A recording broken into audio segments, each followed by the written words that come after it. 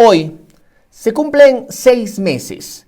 6 meses de lo que lamentablemente después trajo mucho dolor a las familias, mucha preocupación, daños personales, daños económicos, una situación que la verdad no se esperaba en el mundo entero. Les hablo de la pandemia y les hablo específicamente del coronavirus. El coronavirus que a Bolivia llega exactamente y de manera oficial hace 6 meses, con 2 casos. Uno se registra en Santa Cruz, el otro se registra en Oruro. 6 meses de lucha por parte de los pacientes que pudieron vencer al coronavirus. 6 meses que hemos tenido noticias de personas que se nos han ido, de seres queridos que ya no están, de familiares, de amigos que murieron, amigos, amigas, que lamentablemente se quedaron en el camino y hoy quedan en nuestros recuerdos y en nuestros corazones. 6 meses de muchas falencias, pero también 6 meses del trabajo de muchos profesionales, hombres y mujeres, que en todo el país le pusieron literalmente el pecho a la bala, que estuvieron al lado. Muchos de ellos se contagiaron, muchos de ellos también murieron. 6 meses de una pandemia que golpeó el mundo y que golpeó en este caso, en estos 6 meses, a Bolivia. Hace 6 meses se conocía por primera vez en Bolivia el caso o 2 casos de coronavirus. Esta noche vamos a hablar del tema y vamos a conocer del trabajo que se ha desarrollado a través del director nacional de epidemiología, el doctor Prieto, que ya está con nosotros en Buena Noche y quiero darle la cordial bienvenida. Doctor, un gusto tenerlo en esta Buena Noche. Muchas gracias por aceptar la entrevista. Bienvenido. Muchísimas gracias a usted. Gracias por darme la oportunidad de dirigirme a la población. Bueno, doctor, usted ha sido bastante sincero en los mensajes, en los datos, y eso sí hay que mencionarlo y hay que destacarlo, porque recuerdo muy bien cuando se empezaban a dar noche tras noche tras noche los datos, todo el país estaba atento a lo que estaba sucediendo. La gente que, por ejemplo, empezó a tener cifras muy altas en Santa Cruz en primera instancia, un Oruro que reflejaba una gran cantidad de casos. Después lo que sucedía en el Beni que había tenido por mucho tiempo 0 casos y de repente vuelca todo eso y entra a una etapa muy crítica. ¿Cuál es la evaluación, doctor, hasta la fecha en torno a lo que ha sucedido en Bolivia? Primero, gracias por recordarlo. En la situación real, al inicio de los 2 casos, la epidemia tuvo un curso lento en nuestro territorio y durante casi 2 meses fuimos un ejemplo para el mundo entero. Un análisis que realiza la Universidad Johns Hopkins nos demuestra que Bolivia fue el país con menor movilidad de personas a partir de días antes incluso de la cuarentena, ¿no? Que más o menos fue el 18 de marzo. 54% de la población dejó de caminar. Y eso se mantuvo y todavía se mantiene, bueno, se mantuvo hasta hace unos cuantas semanas, como el país con la más baja movilidad de personas. Entonces van a decir que el sacrificio de la población que tomó en serio esta situación de la guerra mundial contra el coronavirus nos permitió a nosotros postergar, digamos, el desastre. Luego empezó un ascenso ligero, merced a ciertas movilizaciones antes de que termine la cuarentena. Ciertas localidades empezaron a tener desconfianza, descrédito y negar la enfermedad. Y luego ya cuando la cuarentena rígida se flexibiliza un poco, empieza el ascenso un poco más acelerado y finalmente se acelera mucho más con el incremento de las movilizaciones sociales, todo aquello que hemos conocido para que finalmente en agosto repercuta todo lo que conocemos. Dos cosas importantes debemos remarcar. De principio, nuestra tasa de incidencia, es decir, el número de casos por cada 100.000 habitantes, estaba dentro de los más bajos de la región, menos que Chile, y todavía nos mantenemos en ello, menos que Chile, menos que Perú, menos que Brasil, mucho menos que Estados Unidos, porque ahora la pandemia está, digamos, con mayor incidencia en toda América. Y tenemos al momento ya digamos, una notificación descendente de casos, pero no en todo el país, al igual que no ha sido como el incremento acelerado en todos los departamentos. Usted lo ha mencionado muy claramente, inicialmente Santa Cruz, luego fuimos Oruro un poco, La Paz empezó un poco también, La Paz empezó a controlar muy bien y se nos viene el Beni. Después del Beni tuvimos el problema de Montero en Santa Cruz muy fuerte, logramos también ir allá, viajamos al Beni, viajamos a Pando, viajamos a Montero, a todo lugar para establecer el sistema de rastrillaje y el control, establecer los comités operativos de emergencia municipal, que luego dieron resultados. Mucho apoyo del Ministerio de Defensa, sí, y de los gobiernos departamentales, y coordinar con los gobiernos municipales. En eso Santa Cruz fue un ejemplo. Finalmente, ya casi cuando creíamos controlar la situación en La Paz, empieza una aceleración tremenda. ¿Por qué La Paz no tenía muchos casos? Porque tuvo una medida radical. El alquiler del Hotel Radisson para allá aislar a los casos sospechosos y a los casos de contactos. Muy importante, cortaron la transmisión. ¿Qué ocurre? Las movilizaciones sociales empiezan a tener su impacto, a negar primero que hay casos, los ocultan y empezamos a tener una ola de casos graves y fallecimientos, al igual que en Cochabamba.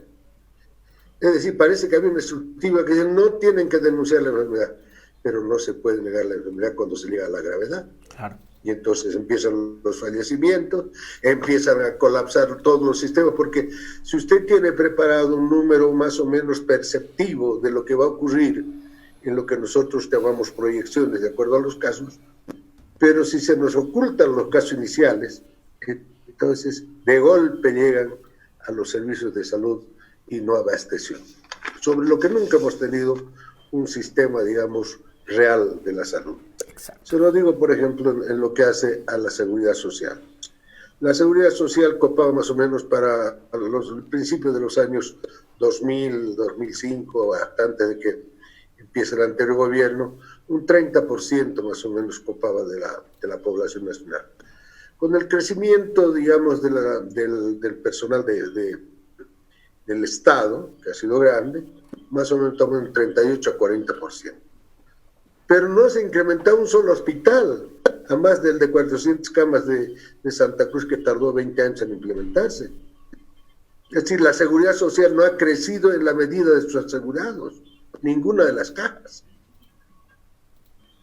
Y entonces, todo ese personal que debiera haber sido, incluso nosotros, personal de salud, que debiera haber sido atendido en los seguros de salud, han sido copados en el sector público.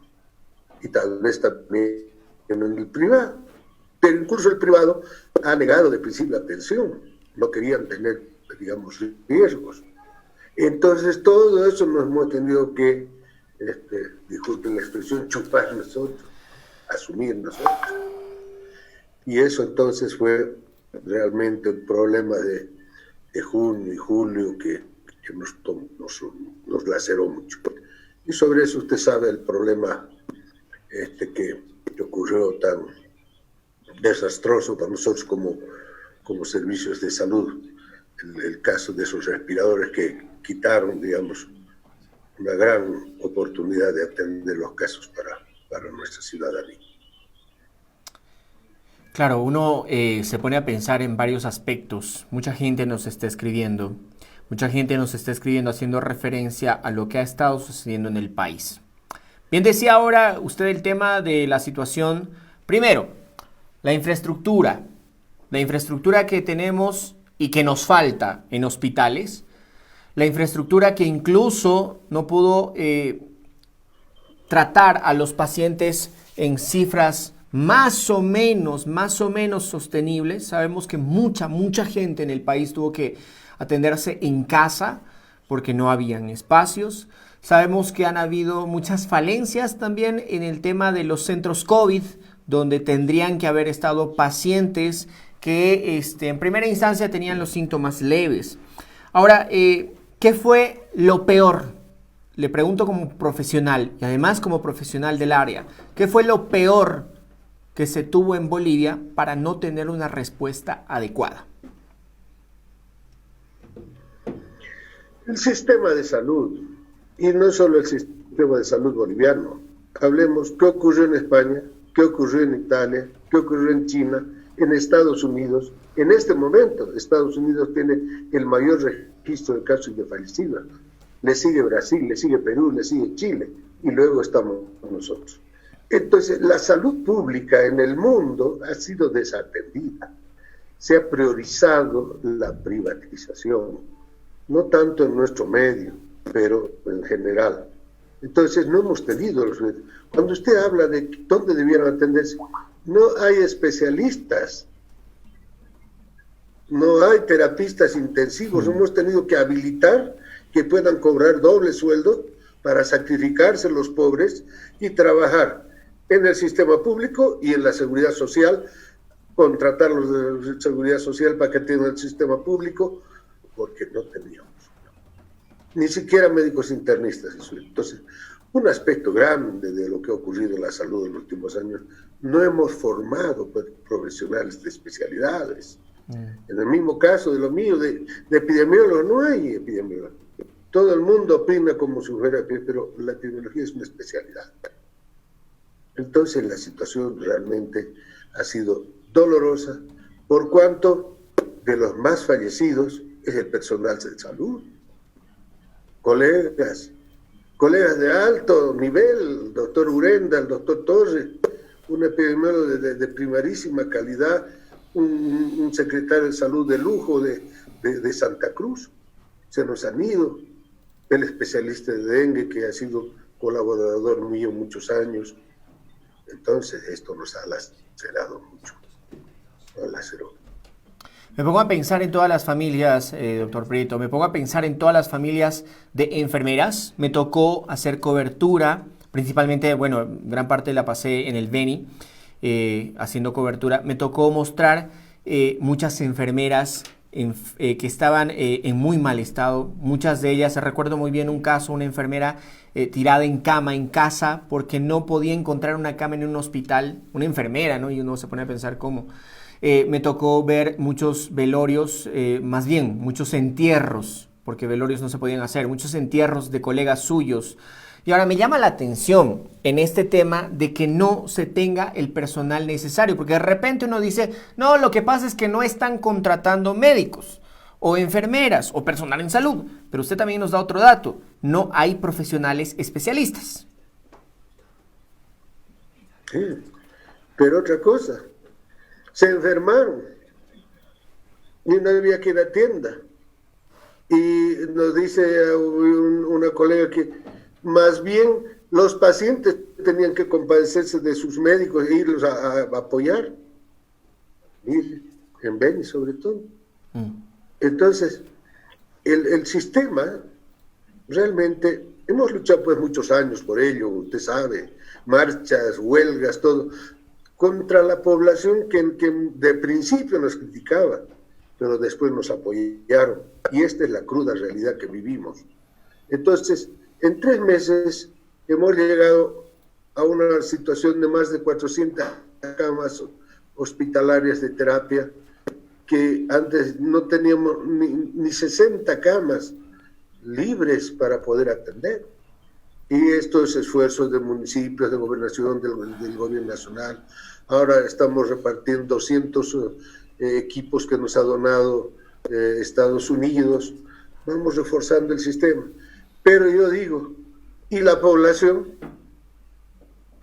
Cambió totalmente esta situación, porque parece que la gente cree que esto se acabó ya, el daño está ahí.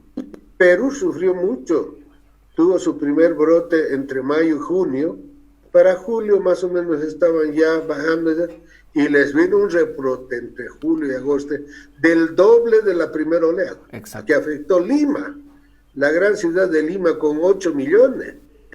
Ahí sí la cuestión de la letalidad fue grave.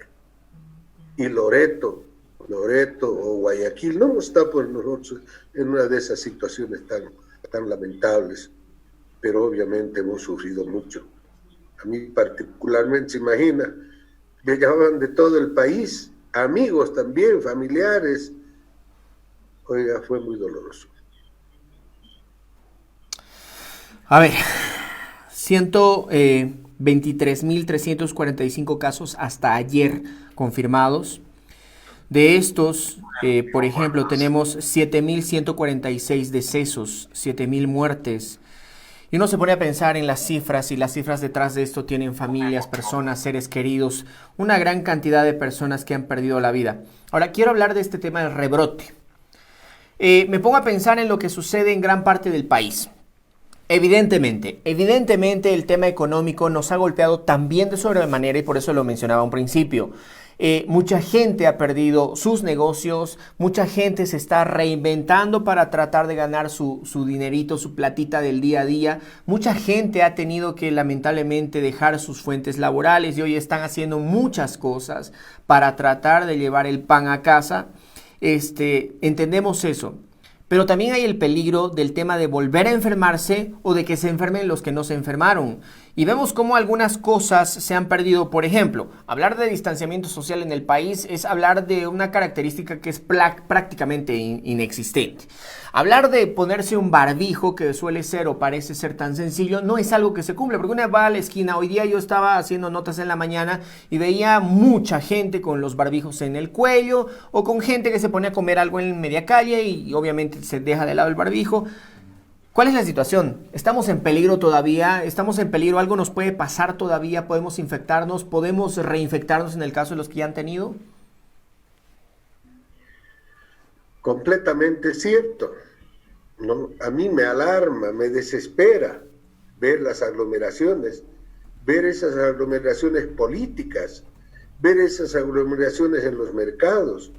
Hemos establecido estudios realizados con la Universidad Gabriel René Moreno de que los mercados son fuente de infección, de que las personas que más se han infectado son amas de casa, comerciantes y estudiantes.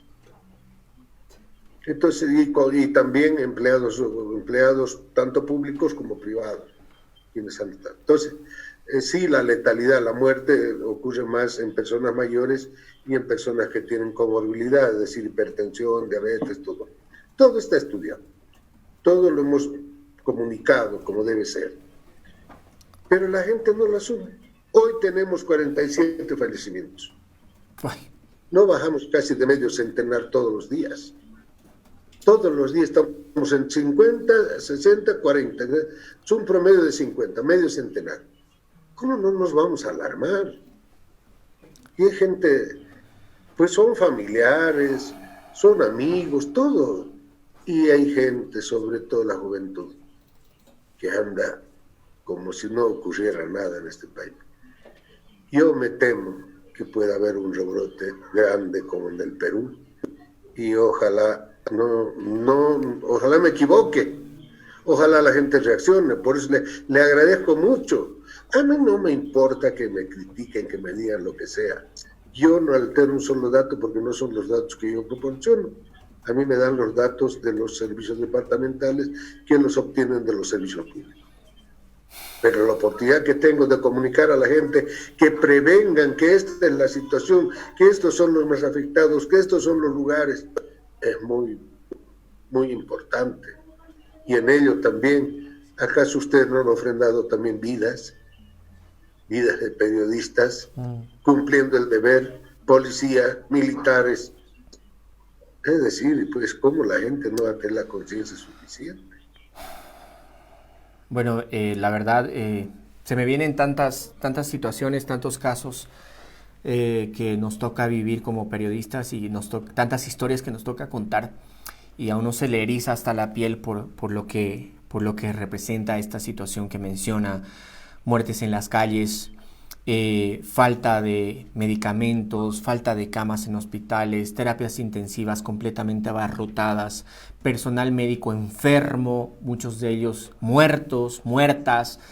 Y claro, uno no quiere ni siquiera pensar en esas cosas, pero también nos ponemos a ver lo otro, lo que menciona usted, el hecho de que se han dejado de lado muchas medidas de bioseguridad. Uno se pone a pensar en el transporte público de nuestras ciudades, en los mercados de nuestras ciudades, en las campañas políticas que ya se están llevando adelante y que han tenido concentraciones masivas. Y claro, uno se preocupa. Ahora, doctor, nos dice usted, espero equivocarme, pero al parecer vemos que el tema de las reinfecciones no es que van a afectar a Bolivia. El tema de las reinfecciones han afectado a varios países del mundo. Bueno, ya se ha establecido que puede haber reinfección. Inicialmente lo que sabíamos en un estudio en China era que 13 a 14% de las personas que han sido afectadas podían reinfectarse. Hoy se habla de mucho más, es decir, los estudios van más allá y mencionan que algunas personas pueden infectarse hasta 3 veces. Hasta 3 veces. ¿Y quiénes van a ser hasta 3 veces? Entonces, ¿qué es lo que nosotros podemos percibir? Las personas que han tenido enfermedad grave quedan con un deterioro pulmonar. Si éstas se exponen otra vez a una infección, imagínense, eso es casi jugarle a la muerte. Entonces recomendamos que todas las personas que sigan cumpliendo las medidas de bioseguridad y más bien luchen porque todas las personas cumplan las medidas. ¿Es difícil? No lo creo. Hay clínicas que han dado ejemplos donde no se ha infectado ni una sola persona y han atendido pacientes en gran cantidad. Un experto de salud pública de China decía, si toda la población del mundo durante un mes usara barbijo, erradicaríamos el COVID-19. ¿Qué nos está diciendo? El virus está en nuestro árbol respiratorio, en nuestra nariz, en nuestra boca, en nuestra... Para alguien que decía, en La Paz, la altura, en Oruro, en Potosí, no hay tal. El virus vive dentro de nuestro organismo a 37 grados, aquí en el polo, en la China, en África, está a la temperatura del cuerpo humano. Realmente es preocupante. Esperemos que no tengamos una reinfección con gran cantidad de casos. Y ahora quiero terminar preguntándole lo siguiente. En el caso de las reinfecciones o en el caso de esta segunda ola de posibles casos que se nos puedan venir, ¿se puede hablar de un coronavirus más fuerte, con síntomas más fuertes o similar a lo que ya hemos pasado? Existe ya un estudio que nos habla de las cepas. Si me espera un minuto, está bajando la computadora. Perdóneme. No se preocupe. Estamos con él en este momento, con Virgilio Prieto, el doctor Virgilio Prieto. Él es director nacional de epidemiología. Estamos hablando del tema del coronavirus, del tratamiento que se ha hecho, de los trabajos que se hicieron, pero también de todas las falencias que tenemos, tanto en infraestructura, tanto en equipo y personal médico, como también las que tenemos nosotros, los ciudadanos, las ciudadanas. El uso del barbijo, distanciamiento social y todo lo que ya no se está haciendo y que nos llama la atención. Doctor, le tenía la consulta. Bien, mencionaba entonces, ¿qué puede pasar? Hablamos de nuevas cepas y algunas cepas que parece que son más agresivas. Lo tenemos, por ejemplo, en dengue. En dengue tenemos 4 serotipos. El serotipo 2 es el que causa mayor letalidad, es decir, el que más mata. Ya. Entonces, en esto parece que de las muchas mutaciones que ha tenido el virus, algunas cepas son más graves que otras. Ahora, si las personas que tienen que cuidarse, hipertensos, diabéticos, mayores de 60 años, embarazadas, no toman las previsiones del caso, no se protegen, no se aíslan, porque al final debieran mantenerse, entonces la probabilidad de ser casos graves es muy alta. Ahora, el hecho de que la persona que camina irresponsablemente por la calle o va a una reunión, cuidado, lleve a su casa, que mueran sus abuelos o sus padres, Claro. o sus niños. Yo me aterrorizo, yo estoy viviendo en la casa de mi hija y tengo a mi nieta. Me aterrorizo de que un día pueda traer infección acá. Entonces tengo que cuidarme, extremar cuidados, verlo de la manera más responsable mi función.